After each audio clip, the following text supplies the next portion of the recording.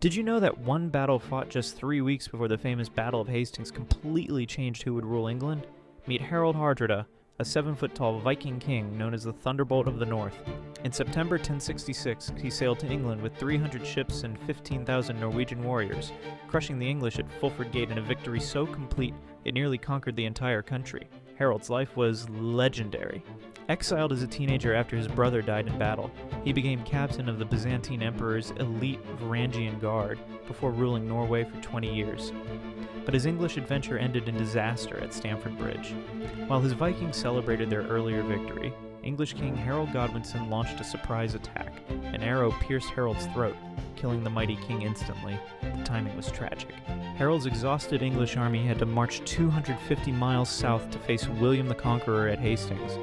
Weakened by the brutal Viking War, they lost everything. One arrow changed the course of history forever.